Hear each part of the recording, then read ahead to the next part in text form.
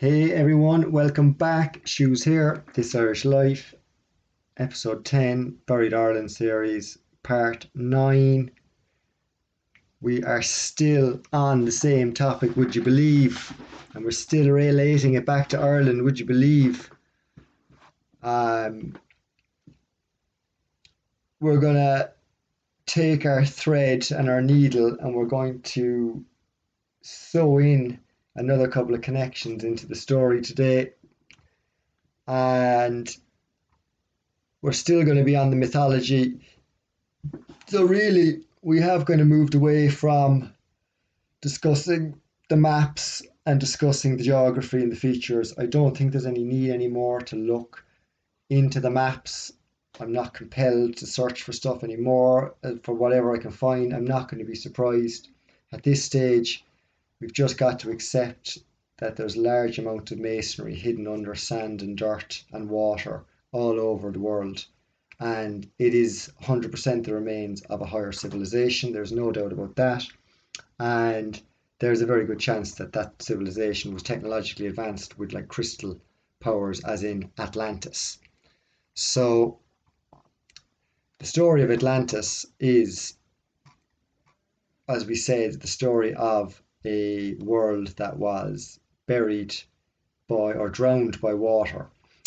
And we're going to discuss a little bit more about that today. So Atlantis, for me, is the crystal. It's the Crystal Canal cities. Atlantis is the immense castle. Atlantis is the star for mega wells. All these mountains, all these mega wells. Magic abbeys that can heal you. All the old maps that we're seeing are all after the flood. All those old maps, these are all after the star cities. Heavy mud flood on everything. Strange hills and mounds with basically buildings underneath them, like full towns hidden under the ground, and you just see the tops of the hills. And the mythology of the world combining into it all. On every level, it's like almost, the stories are in parallel, which is the odd part. It's like, like the weird thing is that the Irish tales map so well onto the landscape, which we discovered in this series. But then when we take a step back, we can see that these tales are being told all over the world with a very similar theme. So we're trying to really figure out that how can the same thing be happening differently all over the place at the same or different times.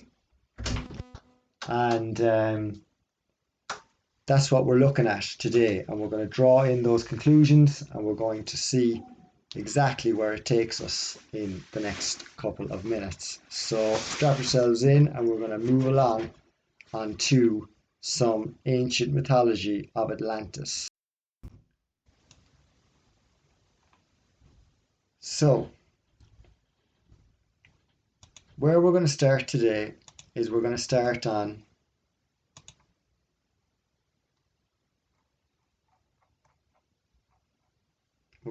here. This is from the internet, so I'm going to try not to talk while I'm scrolling because I know that it affects the sound. But what we're going to review today, I'm going to read pieces of this for your consideration. So this is a book that I bought in about 2009 after I found it online, and it blew my mind. I read this review on this exact page. It blew my mind to the point where I tracked down the book and I found it and I bought it. And it was the most amazing book I'd ever read. It really was.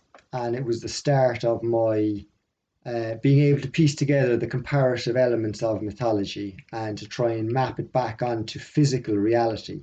Like if the stories are true, there should be some sort of physical evidence. And we can see here from our tale that there's plenty of physical evidence of the giant mega canal cities. And Lana, Dr. Cantrell, she was looking at it from the point of view of human biology, particularly, and what the texts of the times were saying and how that related to biology and how that linked in then to the battles that were being had. So the question is, did man have a fully developed technological society in deepest antiquity? So deepest antiquity, like we're talking a couple of hundred years here. Like she's thinking deepest antiquity because she's writing it in 1987. Our mind has come to the has come to terms with the fact that there's a flooded mud covered masonry world, possibly crystal canal cities buried. So she's talking antiquity. We're not. Did we once have the power of space flight? Did a universal war destroy the world? Is it fact or fiction? So she takes a research approach, and it's a PhD. So this is a peer-reviewed academic piece of research that she has done. And she talks about how the human race is essentially a dumbed down version of the original God being. So you had an original physical God being that was probably quite tall, and they had magical powers, and they were able to do all sorts of magical, like with the Merkaba, and they were able to transfer around the realm with the power of their own spirit. And then what happened was that their world ended due to a gigantic war. And after the war, they were poisoned from the fallout. It was like a nuclear fallout, right? They called it the evil wind. And they said that they were poisoned from this, and that caused the bodies, the physical bodies, to deteriorate. And they lost a lot of their abilities, so their supernatural abilities, which they naturally had originally, that they lost them. And then that's where the idea of Atlantis comes in, is that in order to rebuild the world that they had, for them to also have supernatural abilities in that world, they needed tech. So they created the crystal canal cities, and they created the avatars, the crystal avatars, where they could transfer their consciousness into and move around the realm or move around Atlantis. So that's what I've added in, like that last bit, I've added that in based on my understanding. But what she's talking about is we were higher state, we were bigger, we had abilities, magical abilities that we don't even know we have now. Then something happened and we became essentially handicapped in our abilities. We became handicapped gods. And maybe there's genetic manipulation as well, I'm not sure. But essentially the human is a dumbed down god. We devolved from a higher state of consciousness. So the Vedas, which are the writings of India, the Hindus, vast empires waxed and waned in biochemical disheavels. Atlantis and Lemuria were the climax of great trade routes that stemmed from one corner of the world to the other. Atlantis' location was, as the name implies, a continent in the Atlantic. Lemuria was now only a chain of volcanic islands, and if we read tectonics, the lost island of Mu of the Japanese. It is the lost island of Mu of the Japanese. Berosus. So Berosus is the guy who apparently said that Noah was the founder of the civilization. Berosus was the guy that you might remember that... Where's this gentleman? Do we have him handy? So Berosus is the guy that said that Noah was the founder of the new world after the flood, and he was the writer that this gentleman here based his writings on. So this fella here could even have been Berosus, I would say. Like Annius or Viterbo, he could have been Berosus, and they just called him something else and pretended that he wasn't Berosus, But apparently he wrote from the writings of Berosus. And Berosus recorded that before the deluge, 10 kings had reigned for 432,000 years. Now, I'm not sure about time frames here. I don't know how long the civilization lasted. I don't know how long it was around. I can't know that. I just know that it ended recently. The last civilization, I just know that it ended recently. But before the deluge, there was a golden age. So before the first cataclysm, so this is before the star cities, before the canal cities. So before then, there was a golden age, which ended due to a gigantic war that we discussed, where Indra used the weapon to end the war and beat the enemy. and then they had to rebuild the world afterwards.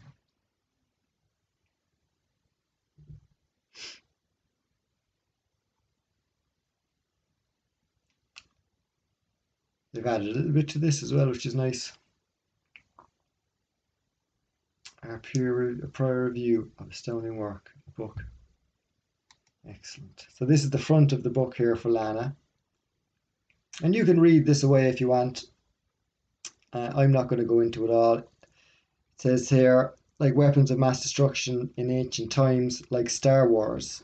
Like this is what we're talking about in this book, Lana Cantrell. Like the wars are like Star Wars wars. There are hundreds of references to flying machines, missiles, and other weapons in ancient Indian texts, which the British translators refused to make the translation, saying it was religious gibberish. Only the Indians took control of their own culture, and they translated them correctly. So they talk about these wars, and they talk about what happened before the flood, and they also talk about what happened after the flood.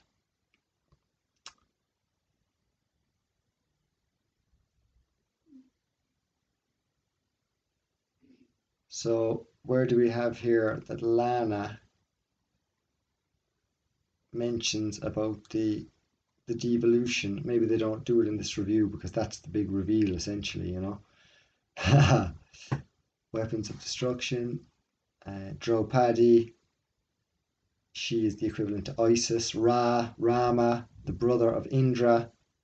And then you've got the Pandava, and there's all these different. You've got the Ennead of the Egyptians. So this is Egypt. This is Sumeria, the Anunnaki. Like, so she's putting together the different texts from around the world.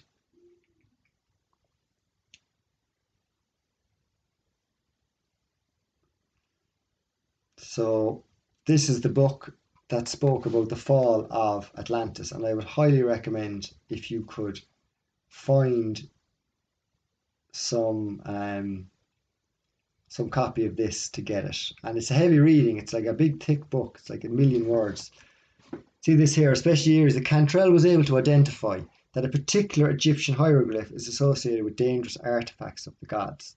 It's precisely the same symbol we use today for nuclear plants to label hazardous matter.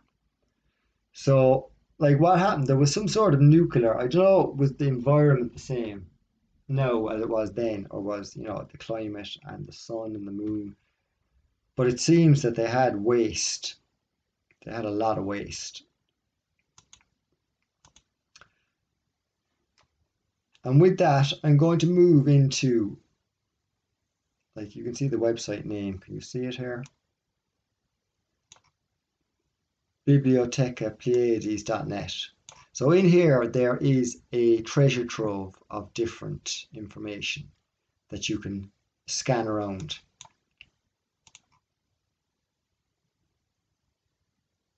And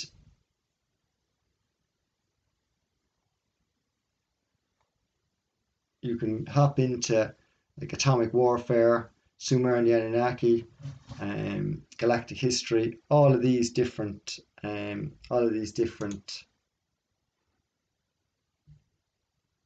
branches to the history. And it's rabbit hole after rabbit hole, and we're not going down it. And if you go down here, I just saw this. This is epic. If you go down here, you'll see here, note, read also the Nibiru, the Anunnaki, and human devolution, A Tale of Two Brothers. This has recently been added, and this is an article that I wrote. I wrote this article in 2012, and it's up on, I submitted it here because I wanted to have something in, and it was the beginning of me putting together my thoughts on what happened. And there's a Spanish version as well. Nice. Yeah. So this is my my tale and my summary of the book, and this is what I got out of it. So what I'm going to do, and you can relax there because I'm going to read a bit of this, and you can just relax and have a listen and see what you think. I'm going to leave it up on the screen so that You can read away yourself if you want. But The Greatest Story Never Told is a book published in 1987, written as a PhD study which involved 8 years of research by Dr. Lana Cantrell into scientific evidence of man's evolution since antiquity. It studies the evolution of the human race from a biological perspective in an attempt to link the anatomical features and characteristics found in ancient fossils to modern-day known biological disorders within the human species. This inquiry is then correlated with the ancient texts from around the world, focusing on the Vedic, the Sumerian, and the Egyptian texts and the Old Testament, to see if there is any mention of these disorders within the text. Using her expertise as a biologist, Dr. Cantrell demonstrates that the evidence suggests that the biology of our Homo ancestors was as a result of severe radiation poisoning, and that as we move towards Egyptian times, we find on ancient papyrus that their diets were grounded in a thorough knowledge of body chemistry and were particularly designed to minimize the effects of radiation poisoning. The finding of this work proves beyond doubt that the human species has been poisoned on a grand scale. How can this be so? Lots of war, which is what we've come to understand in the other texts. The story you're about to read is largely based on the work of Dr. Cantrell, combined with some of my own research relating to more recent times. All of the biological information are based on fact and is provable scientifically. How the story actually played out, we may never know, but this may be as close to the truth as we can actually get. So, before I read on, we are talking about different texts from around the world, and I have taken my interpretation of the book and I have layered on some of my own thoughts and conclusions. So I'm by no means saying that this is correct or incorrect, but this is me in 2012 gathering my thoughts after reading this book and trying to link it with other information that I had found. So chapter 1, the beginning and the first fall. Man has fallen from a higher state of being approximately 450,000 years ago. Maybe longer or shorter, dates are insignificant within these time frames, and this is not what many ancient texts use as the date. We have no idea what the dates were. These original earth beings were called Nibiruin, like Nibiru, and they were all classed as one mighty family. There's also evidence to suggest that they were not only a race, they were not the only race here, that they were also lived in harmony with other races. We would describe them as godlike superhumans, 7 to 8 feet tall, possibly even taller, I think nowadays, olive green in colour or blue, and pointed ears but still human looking, possibly the distant relatives of the elven races, who were considered to exist up until the 17th century. So remember that 17th century, the 1600s, is when the elven races began to be eliminated from history. So once again, we're at the 1600s and the elves have gone. The elves are the old gods. They are the giants. They are the fairies, the elves. There may be different races. There may be different variations of them. But in the 17th century, tales of their existence grew sparse. As a species, they were in control of their instincts and had the capacity to live forever if they obeyed the laws of nature and used it to their advantage. This may be equated to having a higher level of cellular vibration. They had a body, they had a quality body vehicle, and they had a manual on how to use it. They knew what they were doing with their bodies. They were born into it. They were taught how to use their bodies. They knew what they were doing. However, a great catastrophe occurred and they fell from greatness. This fall is the fall of man spoken about in the Old Testament story, and it occurred because of a number of factors. So the Adam and Eve fall, the story of Adam and Eve falling, the loss of the Garden of Eden. So this fall happened because of a number of factors which are outlined in the Vedas, so the Indian text. Massive nuclear radiation poisoning from a great war that occurred on the planet. This war was fought against an external oppressor called the Vitrias, as we learned a moment ago, or the Vitras. And they were so highly advanced that they needed to use a devastating nuclear, possibly nuclear weapon to win the war. Indra, also Enki, authorized the use of the weapon, and most of the place was destroyed after it. The loss of one or more suns happened. Apparently we had more suns in our solar system. I've never really looked into it, but the work of Immanuel Velikovsky if you look at his work, he talks about how the planets line up and they make this weird pattern. If you line up all the planets together, and that there was some energy coming through the planets and Saturn, that they used to line up differently, and now they're all over the place, but they used to be all aligned. So that the stars are all out of kilter as well. And we lost a star apparently. There was a runaway greenhouse effect caused by the evaporating oceans from the bombs. So I'm not sure if there was any oceans, to be honest, nowadays. I'm not sure if there was any oceans, but there could have been. But they do talk about the Earth being covered in a thick canopy of water vapor. So it could have been the water from the below, and there could have been water. This could have been the flood. Like the flood could have happened as a result of their initial mining, possibly. But it blocked the sunlight and it left the planet looking in a thick layer of thick sludge of mud. Okay, so this kind of links to the current mud, but also I'm looking at this as being the first fall. And I'm going back on this material now, so I may revise what I said in 2012. It's 8 years on, and even the last 2 weeks have been revelations for me. So whatever's in this is certainly up for revision, but it's just food for thought. Poor diet and loss of knowledge of the instincts. So essentially, they were wrecked. You can find skeletons in Harappa and Mohenjo-daro, which show bodies in the streets like a horrific doom had just occurred. Like this certainly could, these guys, now I must say, like these cities, I would potentially say would be related to the second fall, so the end of Atlantis. But we won't get caught up with the time frames exactly. I'm working on the point that you had a flood, then you had Atlantis, then you had a flood, you had a war. Now I'll start again. You had a civilization of gods.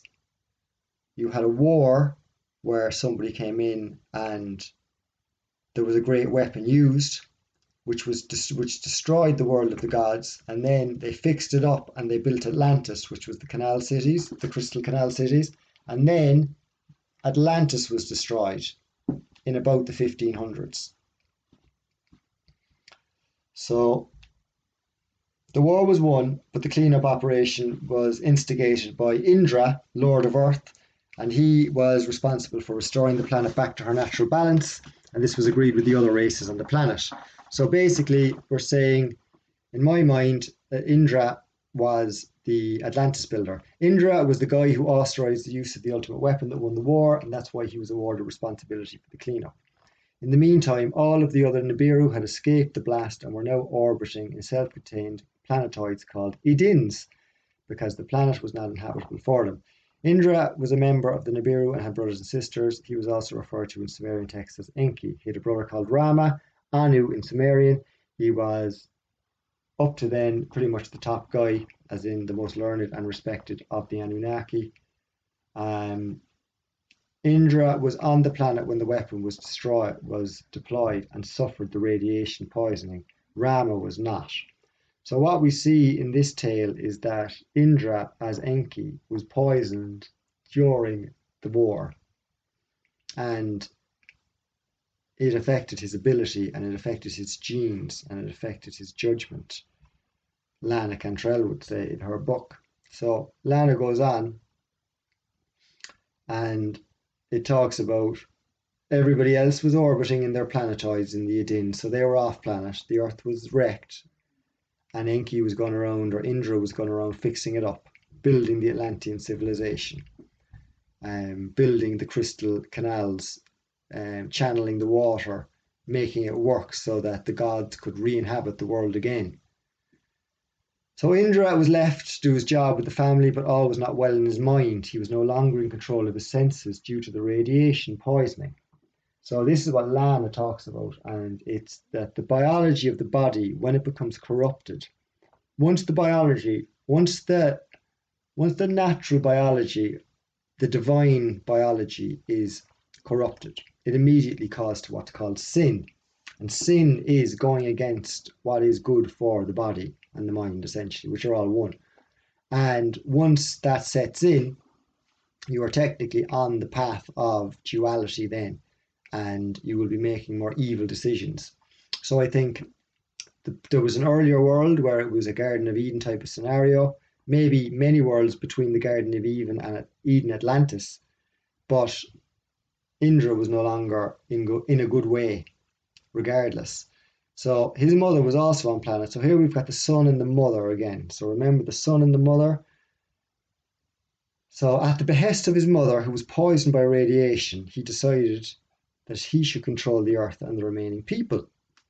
He set about spreading his seed across the planet so that his children would be in positions of power. But he could not reproduce viable offspring by his sisters, who were also poisoned. So he had several sisters who he could not produce offspring with. They were interbreeding, or inbreeding was the common practice in all the old myths. They were all married to their sisters and their brothers and had kids with their sisters and brothers, etc. Inbreeding was practiced to keep the lineage pure. So the problem was that their DNA was damaged and the women could not carry babies to term. Lana goes into this in the book now, right? So there's all a biological background and science to all of this. So what I'm talking about, I'm giving a really high level summary. Like Lana goes into this in the book. It's a million words, but I read the book and I took lots of notes and I wrote this article on it. So the proof and the science is in the book if you want to go and get a copy and read it. But this is what she proposes. She said that the problem was in the DNA. She's a biologist now, remember, okay? She's doing her PhD in biology and looking at the biology of humans in the past. She says that the problem was the DNA was damaged and women could not carry babies to term. Eventually, the problem was solved, possibly through genetic engineering maybe, and he managed to produce viable offspring by his 7 sisters and his mother. Mother-son breeding was not allowed, but she made him do it, apparently. So here we've got this crazy mother goddess who is directing her son to basically take over the world. This is what the stories say. In like Bahadaraska, this comes from the Vedas and the mother of Indra. So Bahadaraska is the mother of Indra. So here you've got this female goddess once again directing the male, and he's making the decisions. So it's like Eru again and American. Eru, you know, they were the female goddess was making an agreement to basically end or control the world, you know. So he banished all competitors to his throne. So he basically became the Lord of Earth then. So when he created Atlantis, I think before Atlantis, there was no lordship over the land. But I think after he created Atlantis, he decided that he was going to rule it. And he did so with his mother and all of his kids, of which they were numerous. So, however, he still had one massive problem. His lineage were all androgynous. So they had both male and female tendencies within their biology. And Lana posits that this is due to the radiation poisoning. Says that the DNA contains both female and male tendencies. And we're familiar with this today as the whole transgender type of thing. And the changing and the hormones within the body acting, males having too much estrogen, females having too much testosterone, and also doing it on purpose. You know, females becoming males, which is normal nowadays, and males becoming females. But I'm wondering, was this a common thing back in the day as well, that they were playing with gender? Because they talk about becoming male and female and changing the genders constantly in ancient texts. So I wonder, is this transgender, is this a thing that comes from the past? They were, like, Indra is the androgynous god. Like, we can also compare him to Baphomet, so the horned god, who is also Pan, who is also Noah. So they all go back again. I'm not going to go into all of the connections because you can, like, if you look at the mythology of Noah, you'll see all the connections that's drawn to him. But Indra became androgynous, or was androgynous. I don't know, did he become androgynous? But Lana says that radiation creates an androgyny within the species. And you can certainly see that today. And possibly then. So it's not good for a species, and it's originally, so it's either meant to be male or female only. And the defect results in a bad chemistry, bad vehicle for the soul, and the soul cannot function correctly or at full capacity within the body vehicle.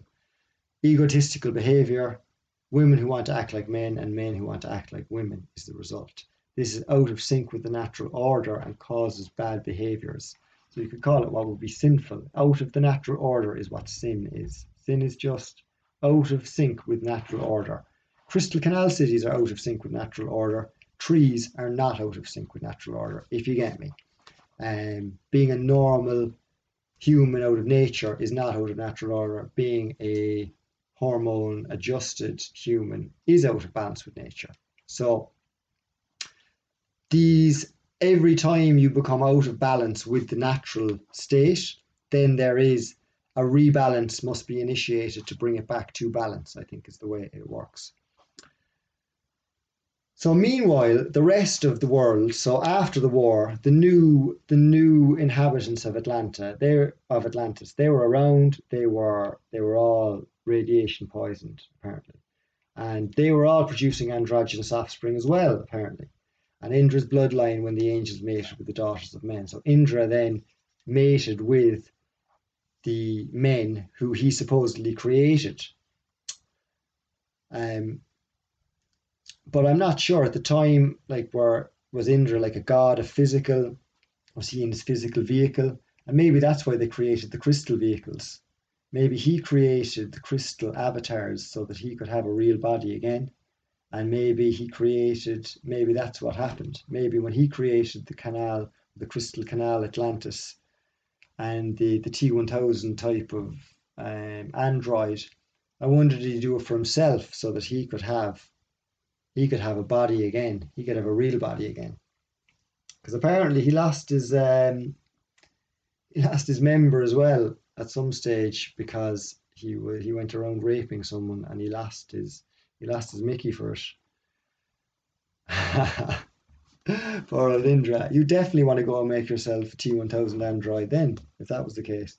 The T1000 android could enjoy all normal human activities, I'd say. That's what they were made to do. Then they got smart. Anyway, the rest of the land, they needed to be helped and cleaned up, and Indra just took advantage of them by the looks of it. So what we're saying is that, like, the people, these refugees from the war, these became the humans of the future.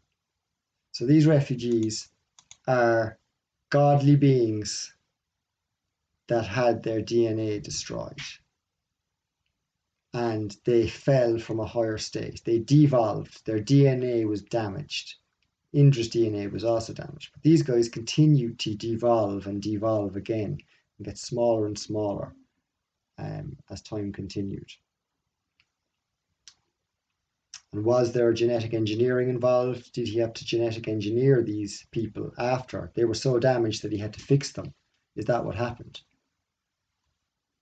We don't really know where the human race came from, but it's attributed to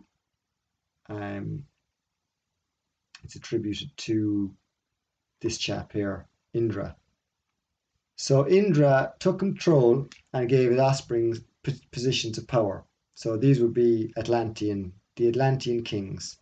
His number one son was a guy called Siva or Shiva, who can also be equated to Adam of Adam and Eve, or Marduk or Cain.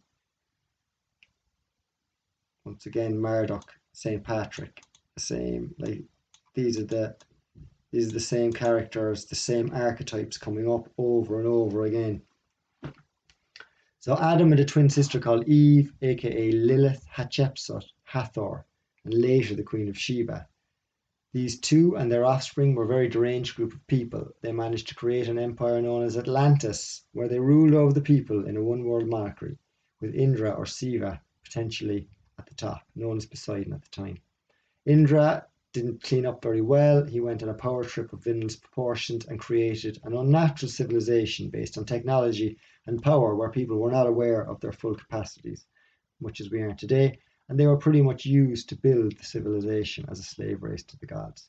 So whoever was involved in Atlantis was fairly dumbed down at the time, you'd imagine. So then let's ask, where was Rama? Where was Indra's brother? The guy who escaped the Great War. His body wasn't damaged. He was still pure. He was okay. So where was he at this time? So there is a theory that did they go to Lemuria and did they start their own civilization, which was much more natural? And were they like, was one section Lemuria and one section was Atlantis? Were they all star crystal civilizations? Were they all crystal canal cities? I don't know. Was Lemuria a different one? I don't know. Probably not. Enlil and Enki were brothers. So you'd imagine that Rama would have said, I like what you've done here. I'll build some star cities of my own. And you potentially had, like even where we are, that like Ireland and the Norman area that we've been discussing could well be a part of this Lemurian civilization, or was Atlantis in the middle of the sea and it totally disappeared, like we saw in that map earlier? So at the time, you have a planet divided between two brothers and two people. But Indra, or possibly one of his offspring or mother, were not happy with this and they went on a mission of conquest. So here we go, the conquest, the wars of the Firbolg and the Tuatha Dé Danann, the wars of the Tuatha Dé Danann and the Fomorians, the wars of all of the wars of the Normans against each other, the wars of the Roses. This is the beginnings of it in Atlantis. The wars of the Roses began between two brothers, Enki and Enlil, Indra and Rama, Elaha and the Dagda, maybe, Elaha and Bress and the Dagda, Daelbath and Elaha and the Dagda. Some combination. But Plato spoke of the invasion of ancient Greece by the Atlanteans and the deluge that followed. So Atlantis looks like they had initiated the battle. So the War of the Roses was initiated by the Atlanteans, or the so-called Atlanteans, who, like Atlantis was apparently the continent that was the canaled continent. And they attacked Athens. So, but if you're attacking Athens, you're attacking Spain and Italy and everything that's between Athens and Atlantis, or the coast of the Atlantic. So the story goes, according to Plato, that Atlantis attacked Greece and attacked the Athenians. So they would have also, Athens would have had star cities. They was all star cities. It was everywhere. The whole place was restarred. 4-star hotel, huh? Crystal Canal cities everywhere. So the Atlanteans attacked the Athenians, and that was the straw that broke the camel's back. And this was the beginning of the wars. So we're talking probably like 1300s here now. The beginnings of the end of the wars that were taking place, where Atlantis was trying to take over the other parts of the civilization. One part of the family of the Firbolg were trying to take over the other part of the family of the Firbolg. One part of the Anunnaki were trying to take over the other part of the Anunnaki.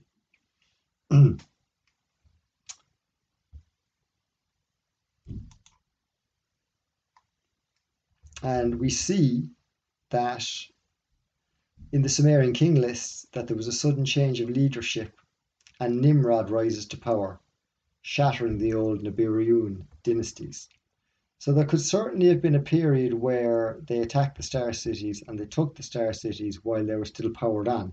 Like I think there was like wars of the clone wars. I think like T-1000 wars were going on, and they had just like battlefields of these guys, and they were just like pouring themselves into armor and just doing all sorts of weird fancy tech stuff. But it was like in a game because they couldn't die. They could reboot. They could go to the healing wells, like on the Hill of Slain. They could go and they could get a new body. They could get a new technology.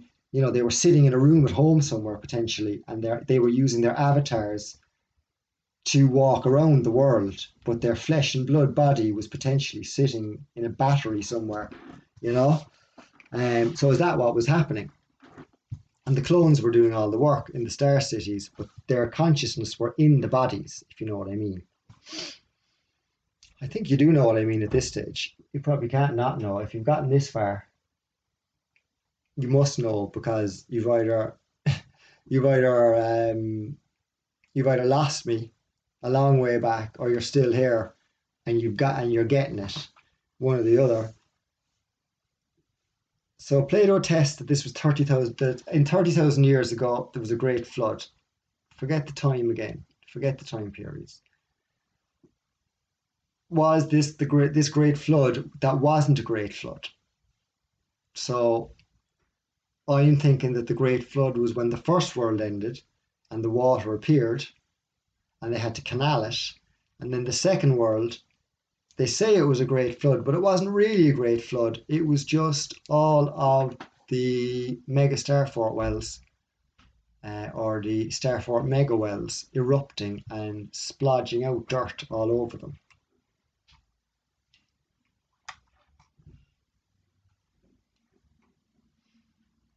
So we are saying that the ancient texts say the flood was caused by the falling of a canopy that covered the planet. But there are many reasons that could be suggested. The Atlanteans were messing with crystal technology. Now, I can't remember exactly where I got this information, but I remember reading it more than once. I don't know if it's mentioned in Lana or not, but I remember reading it more than once, the crystal technology, and that is the Crystal Canal civilization. The programmable crystal, liquid crystal that was plastered onto all of the civilization of Atlantis. Both Ram and Indra tried to save their lineages at the flood. And we're talking here, this is where we're talking about Atlantis falling, and the star forts. Okay? After the flood, Rama and the elders had enough of Indra and his mad ways, and so they supposedly took him back control of the planet and banished him and the Anunnaki to the underworld, along with his abominable creations. So I'm thinking that some of these stories are also mixed up. So when I first wrote this, the line is like first flood, or it was like Great War, first flood, and then new beginning, and then more wars. But I think that these wars here are actually up here. So these wars happened before the flood. These were the wars of the giants that happened before the flood. These are the wars from the books of the giants. And these are the tales, like I'm going to read some of them there, where out of the ruins of the flood, mankind is free again from the oppression. So I think that mankind came out of the flood free from the oppression of, like, I think Atlantis was good. I think the whole world was good. I don't think there was two civilizations. I think there was one civilization. They were all starred, and I think that they started off good and something happened that went bad. And it seems that Enki or Indra or whatever you want to call him, he was the one, him and his family were the ones that instigated war against the other side of the family. The sons of Indra instigated war against the sons of Rama, like Osiris in Egypt is said to be the son of Ra, Rama. And they speak fondly of Osiris as the god who saved them, and legends do. So the peace treaty was signed. So the Anunnaki are apparently in this as well. So during the tales, so there is a strained peace between the families of Indra, i.e. the families of Enki, and the families of Rama, i.e. the families of Osiris. And there's a strained peace between the two of them. So they're both operating in this star world. So they both got crystal star cities. And you've got the two families running different parts of the world, but also connected as well at the same time, married into each other. It's close. They get along, but they don't get along. It's kind of messy. It's not kind of messy. But it's all very childish because they've got avatars. And they don't have to use their real flesh and blood bodies to fight each other. So they have a lot of battles, essentially, in it. And I'm just going to read a bit, and let's just put the time aside for the moment. Put the timings aside and forget it. And I'll try and mention when, like, I think all of this is during the times of Atlantis, before the flood. The legends of Egypt with Ra, Osiris, and Thoth, who's also Ogma, the creator of Om, Isis, Eru, Osiris, the Dagda, Ra, Elaha, or Dalbath. Or maybe this is on the Tuatha De Danann side, Isis being Eru, Thoth being Ogma, Osiris being the Tuatha De Danann, or the Elf, and Ra being the progenitor of them. But you've got then maybe the marriage of Isis and Dalbath. Maybe that happened. Anyway, we're going to finish up there soon. And we're going to go on to part 10 to finish, I think, because we're pretty much there. But here we have, if you want to read it, I'm not going to read it all, but we have Pyramid Wars of Egypt, represent the beginning of a takeover attempt by Seth and Marduk, or Seth, Marduk, Siva, same person, St. Patrick. Pyramid Wars, they locked Marduk in the pyramid. And you've got the Tower of Babel incident. So the Tower of Babel was probably like in Atlantis, and that was destroyed because maybe the clones were getting too clever. Who knows? Maybe the Tower of Babel was an android thing. They say that they will be like the gods. Like maybe we were the gods, and that the crystal flipping androids were they were the ones they were afraid of. Maybe that's what they were worried about. Maybe they were worried that the crystal androids were just taking over everything. There's a very strong possibility that's the case, like in Terminator. It's a very real possibility. And they destroyed the Tower of Babel in the destruction of Atlantis, also part of the loss of Atlantis. Pre-flood again. Sargon the Great, I put all of them pre-flood. See this here? There's like a story of Enlil, who is Enki's brother, so Indra, Rama here from the Indian epics, but Enlil, the brother of Enki, the Anunnaki, he loses to Marduk in a game, but Marduk had cheated using electromagnetic radiation, scrambled his mind, and then the final takeover happened because Enlil lost his kingdom, so he had to give Atlantis, or his section of Atlantis, over to Marduk, the son of Enki. St. Patrick, maybe. And that gave him a chance. He took over then. Then Marduk took over the world. Marduk takes Heliopolis. That's where we jumped into Heliopolis earlier with talks of an Egyptian pharaoh who was married to Joseph, and we equated Joseph to St. Patrick. Joseph in Technicolor Dreamcoat, he was a slave in Egypt. He was the half brother of Jacob, so Jacob and Esau, the son of Isaac, and he was potentially the rogue element in all of this. He is the rogue. He is the son of Indra.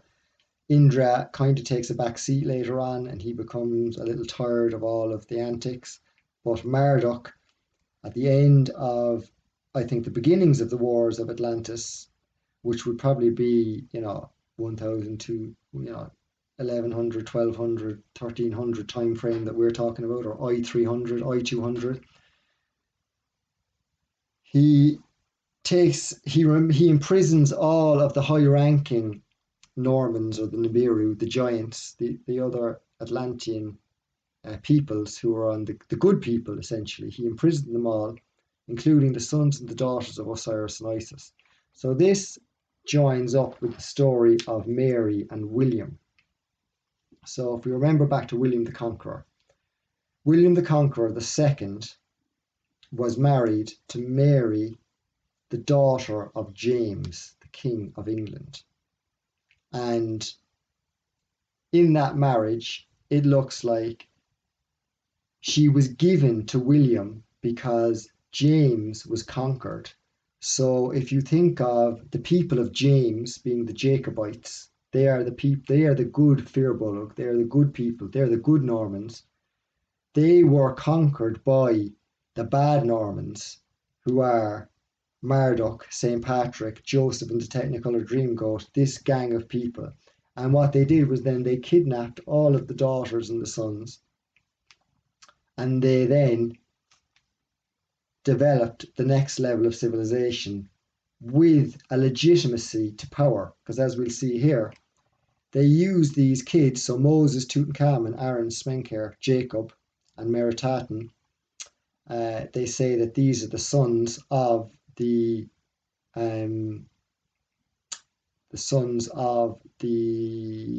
pharaohs in Egypt at the time that Marduk took over.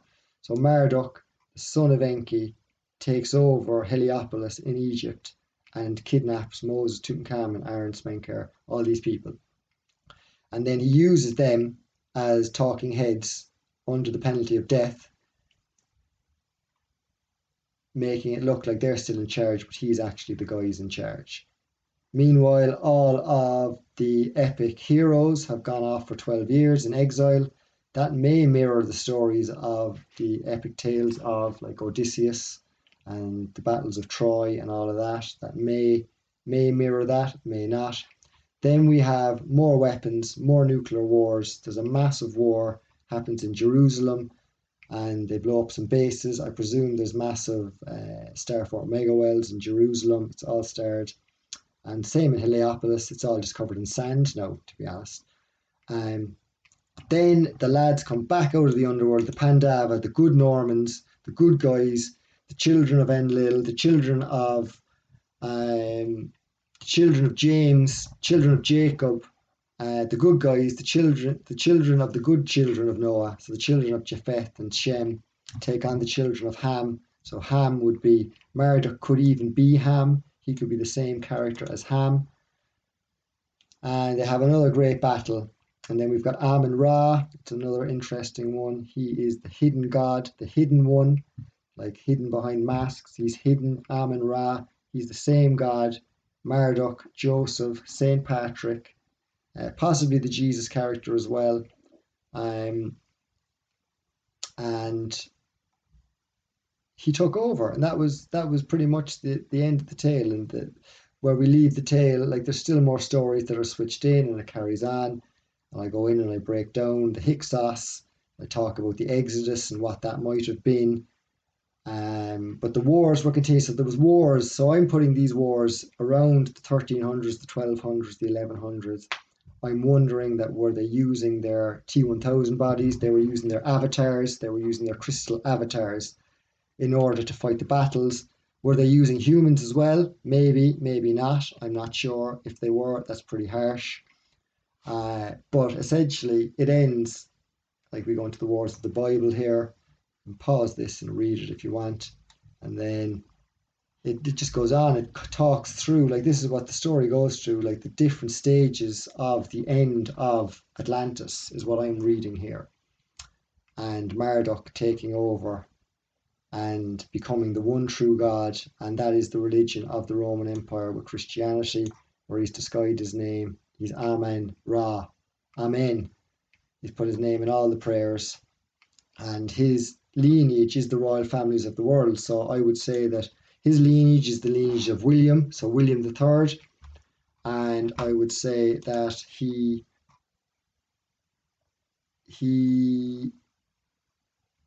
basically stole his wives, for lack of a better word, I think. And his wife being this lady here. And I wonder, is this the Marduk character? Like I have to wonder. You know, I mean, obviously, based on our conversations, he couldn't be in a clone body now, but could they be in a reincarnated human body? Is that possible? Do you know, with all their alchemy and their black magic and their occultism, did they figure out a way to reincarnate into flesh and blood human bodies? I think that there's a very real possibility that that's what they did do, and that they were originally in avatars, so they were originally maybe in like T1000 bodies that they were able to have all around the world. They could jump into it any time, hop around the world. But in time, when Atlantis was gone, they couldn't do that anymore. So then they needed a different way to access the world. And maybe then that was when they figured out how to incarnate directly into human bodies or to control human bodies. Because a human body doesn't need the electrical system of Atlantis. It doesn't need crystal energy. It doesn't need an external power source, a human body. But this is William II, also probably William III and William I, and this is Mary, his wife. This is them again here. So this is the daughter of King James. King James also being related to Jacob, Jacob being the son of Isaac, the son who Isaac, who was the son of Abraham. So Ham being the son of Noah. So then you've got Noah's son, Ham, having three sons. One son is called William, and that William guy, or it could even be Ham himself. But I think the William, I don't think it's Ham. I think it's through the lineage of Ham, and that this William character is the son of Ham through the slave. So the slave, the servant girl, had a son with Ham who went on to become that Marduk character. And this is the story as it seems to be retelling itself. But during the process, they took the wives of the conquered Normans as their own. Like, she looks like a beautiful young lady, does she not? And I'm not sure how masculine this chap looks. No comment. So with that, we're going to end episode 9. We're going to see you again in episode 10. I think that episode 10 is going to be the last. It's going to be the last episode, I think. It's got to be the last episode. Can't carry on having episode 10 part 11. You can't have an episode that has more parts than it does than the episode itself, I don't think. So we'll see you in the next one. Thanks for listening, and think good thoughts.